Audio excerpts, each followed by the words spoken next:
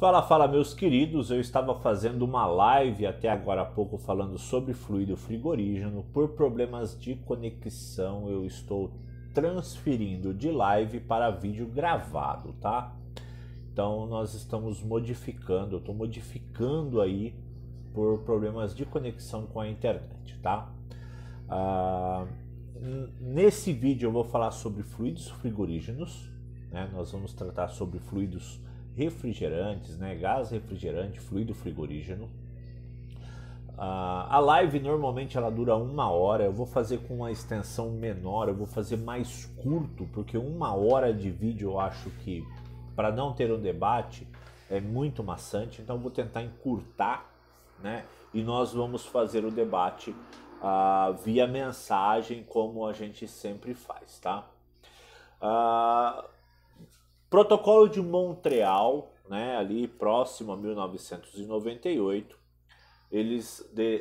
chegou-se à conclusão que os fluidos refrigerantes, os fluidos frigorígenos, eles estavam ajudando a degradação da camada de ozônio ao aquecimento global, né? Então criou-se metas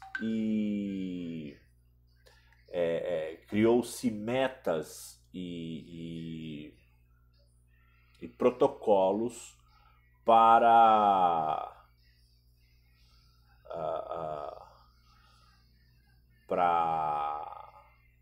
que pudesse ali, né, andar bem a nossa combate a esses itens, né? Então, assim, o que nós temos ali? Nós temos um fluido frigorígeno, né? E eles podem causar 3 tipos de efeito, né? Um é o efeito estufa, o aquecimento global, o outro é a degradação de camada de ozônio e, por último, a chuva ácida. Fala-se muito em degradação da camada de ozônio, né? Aumentar ou diminuir o buraco da camada de ozônio, ou o efeito estufa. O efeito estufa está muito em evidência, né?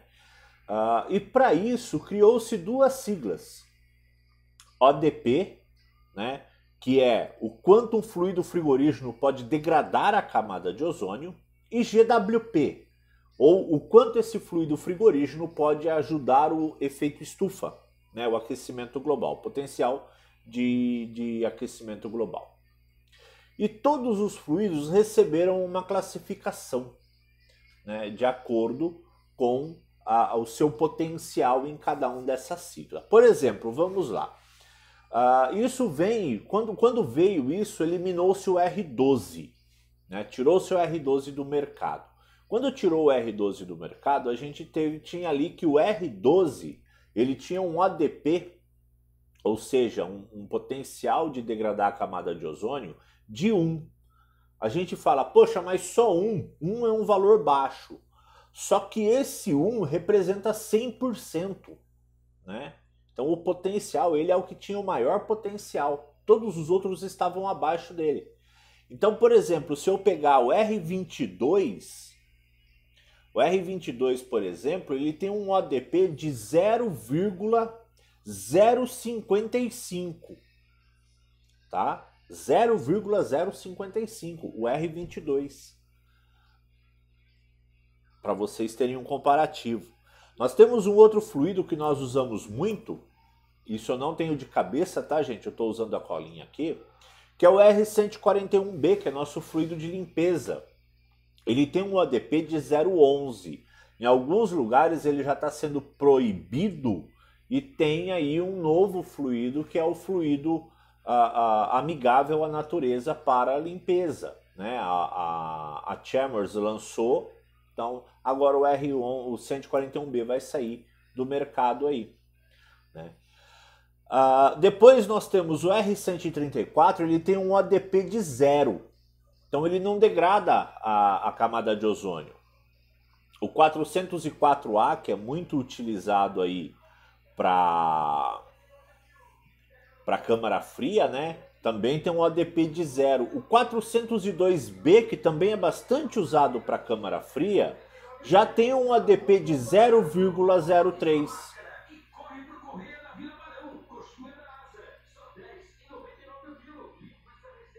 Esse é aquele momento que a gente resolve gravar e aí passa o motoqueiro, passa o cara fazendo propaganda, passa o vendedor de ovo, o vendedor de sardinha.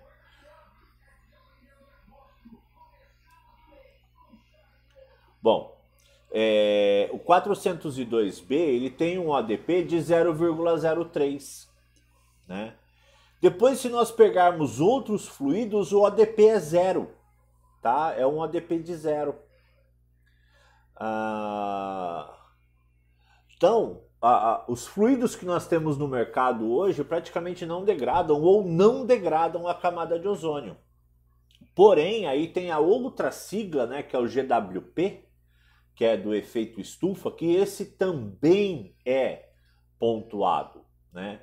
E aí, se nós pegarmos lá o R12 novamente, né, que foi o primeiro que foi extinto, o GWP dele era de 10.200. 10.200, tá?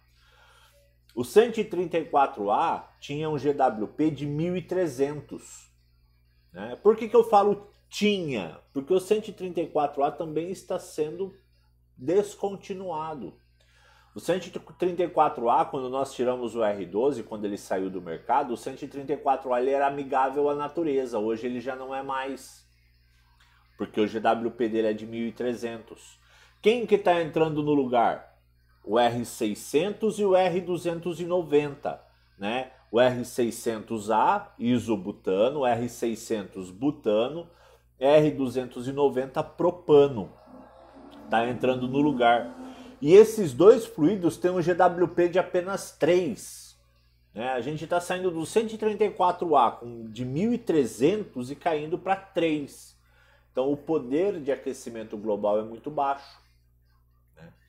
Temos ainda outros fluidos, por exemplo, o R22, que tem um GWP de 1.760. A gente sabe que aqui no Brasil ele vai ser descontinuado mesmo, lá em 2040, tem mais 20 anos de R22 pela frente ainda.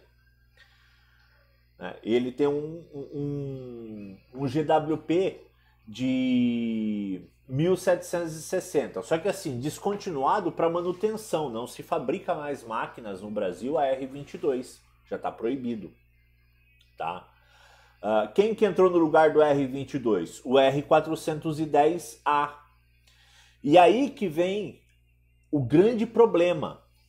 Olha só, o R22 ele tinha um GWP de 1.760 com um ODP de 0,055, tá?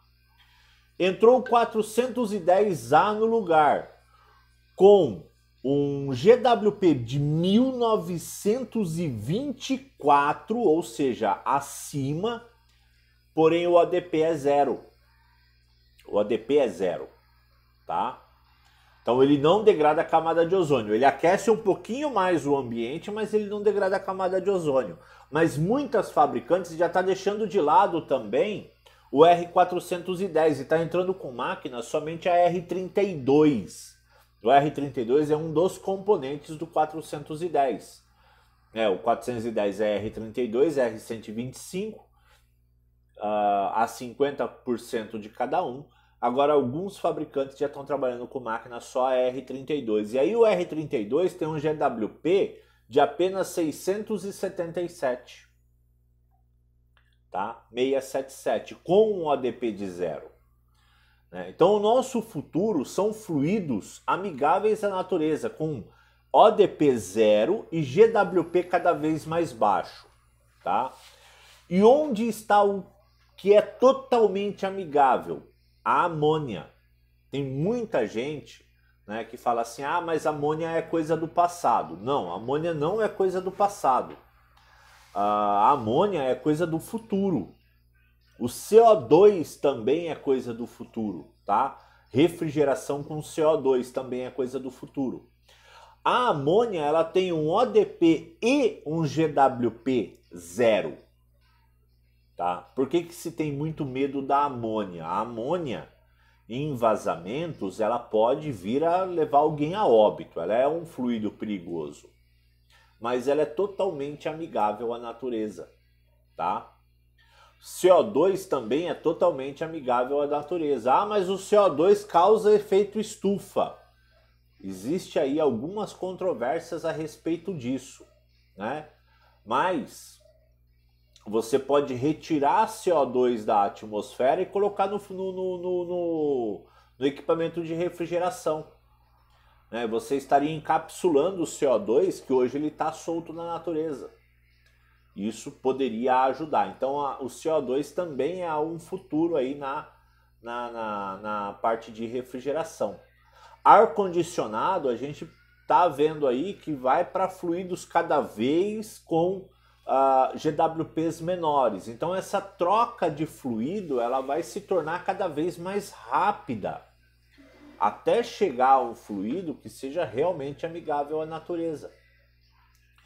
Outra coisa é que quando a gente troca o fluido, né? Por exemplo, uma máquina que operava com R22, quando ela veio para o R410, ela estava usando 30% menos fluido. São fluidos melhores, fluidos com um potencial de transferência térmica melhor. Se ele tem um potencial de transferência térmica melhor, eu uso menos fluido para executar o mesmo trabalho, tá? E dessa forma eu coloco menos fluido nos equipamentos e possivelmente no ambiente. Então, são dois caminhos: conseguir fluidos mais amigáveis, né?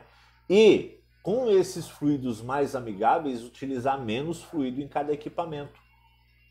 São coisas que caminham meio que lado a lado. Então, quando nós formos trabalhar com fluido frigorígeno, o que nós precisamos ver? O ODP, né, e o GWP. Você vai indicar um fluido novo para o seu cliente, né? Vai indicar um fluido novo para o cliente que você está pensando numa solução de refrigeração. Você tem que ver qual que é o ODP e qual que é o GWP desse fluido. ODP tem que ser 0 hoje em dia, né? Máquinas novas é somente ODP 0. E GWP, quanto mais próximo a 0, melhor. Hoje nós temos aí o 290 e o 600 como os que estão melhor aí posicionados, né? Fora a amônia. Porém, não se pode usar em grande porte, tem que ser só maquininhas pequenas esses dois fluidos. Ainda não se vê isso em ar-condicionado e eu acredito que não vá se ver isso em ar-condicionado, né? Só em refrigerador, bebedouro, freezer mesmo, né? A amônia, já existiu refrigeradores a amônia e mudou-se, migrou, saiu disso, né? São equipamentos mais complicados, o equipamento tem que ser muito robusto. Na época que tinha refrigeradores a amônia, não se pensava tanto em segurança como se pensa hoje. Então, para construir um refrigerador em amônia hoje, seria muito complicado, muito custoso e muito pesado este equipamento. Então, se tornou um pouco mais complicado. Então, nós vamos caminhar aí para fluidos refrigerantes cada vez menos agressivos. Isso vai ser muito rápido. Se nós pensarmos no R410, ele tem aí 15 anos de mercado, um pouco menos talvez, né? E ele já está sendo substituído, né? Os fabricantes de ar-condicionado já estão pensando na substituição. Então, dessa forma, nós temos que rodar cada vez mais rápido. Nós temos que nos atualizar cada vez mais rápido, né? Principalmente em questão de ferramental. Eu ainda vejo muito mecânico comprando adaptadores para usar o manifold de R22, as mangueiras de R22 no circuito de R410. Isso para 410 eu estou falando que são fluidos, um fluido que já tem 15 anos, né? E isso gera insegurança, né? Não é insegurança para o cliente, é uma falta de segurança para o operador, para o mecânico ali, né? Então você tem que buscar cada vez mais o ferramental para aquele trabalho que você vai executar.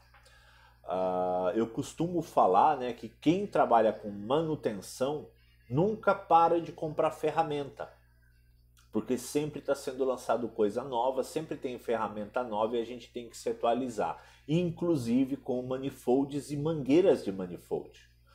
Nós tínhamos o R22 que operava na casa dos 300 PSI, o R410 pode chegar a 600. A mesma mangueira não serve, né? Se nós formos falar de CO2, então, aí as pressões vão para a casa do chapéu, vai lá para a estratosfera. São pressões muito altas, então você vai precisar de equipamento para isso, né? Tem que se tomar muito esse cuidado, né? Quando a gente fala em fluido frigorígeno, não é só fluido frigorígeno que está sendo modificado, modifica-se as ferramentas para se trabalhar com eles também, tá? Eu vou ficar por aqui, eu tô com 16 para 17 minutos de vídeo, eu acho que para um vídeo já está num tamanho bom. A nossa discussão vai se manter agora via chat, né? A gente continua aqui via os comentários do vídeo, a gente continua essa discussão. Fiquem com Deus e até uma próxima.